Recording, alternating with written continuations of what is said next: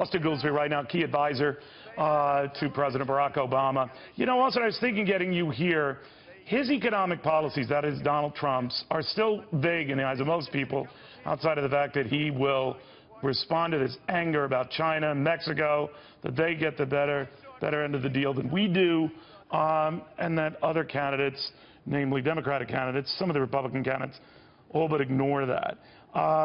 What do you think of that he is hitting a nerve that people feel when it comes to trade relationships, either here in our hemisphere or abroad? We're not getting a square deal.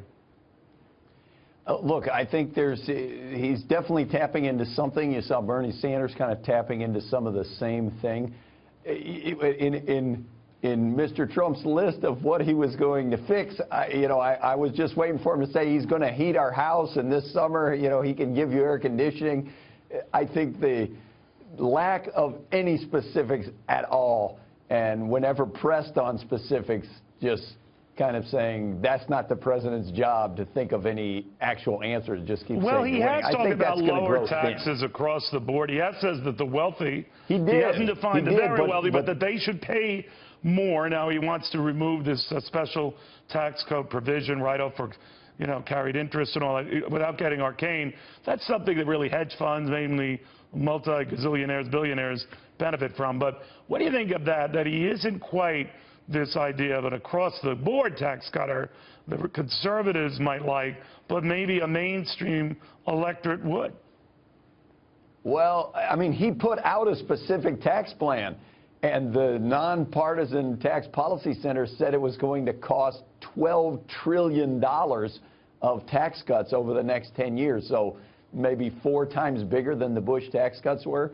He hasn't put forward any way to pay for that, so I fully expect him to change that once they start pressing him on the details. But then again, Hillary Clinton or Bernie Sanders have fully put forward believable math on how they would pay for a lot of their bigger government proposals. So who's more offensive here? I guess what I'm asking is, both sides are fast and loose with the numbers that galvanize their base. But I don't see anyone, I don't see anyone specifically. Hear me out, and I'll let you talk. I don't see any sort of specifics coming out of Hillary Clinton or Bernie Sanders how you rein back government. Quite the opposite. Well, I mean, they've outlined plans that, in my view, is a good idea to increase funding for education spending, and they said how they would pay for it.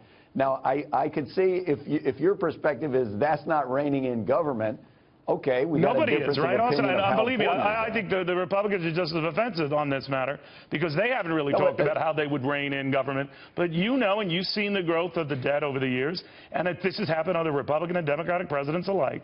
This is a big problem. You believe in bigger government. I you're conflating two different things. What do you think of that? You're conflating two different things there, Neil. No, I'm not. Bigger government creates more debt.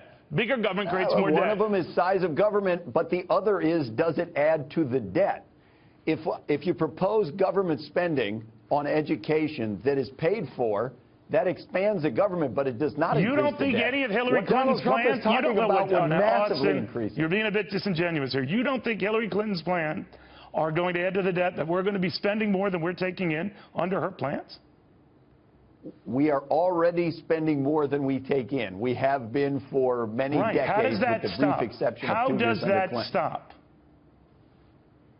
How that stops, A, is we have to get economic growth up, and B, we have to come to a reasonable budget agreement that involves raising some more revenue as well as cutting more spending. But I hear the left talking about raising more revenue. I hear the right talking about trying to cut spending but not being specific. So how are we ever going to do that? I could see an environment where, let's say it's Hillary Clinton, let's say it's Bernie Sanders, government gets bigger. I could see an environment that if you didn't do anything with the debt right now, by just osmosis, it's going to get bigger. And you're a pretty good economist. Do you think that debt debt, I appreciate that, you think that took a lot for you to under say. a Republican or Democrat is good for this country as it gets bigger and bigger and bigger? I think the answer to, if you're concerned about the deficit, the answer is not to propose a $12 trillion tax cut with no hope of paying for it. What about adding more government spending? Is that hopeful?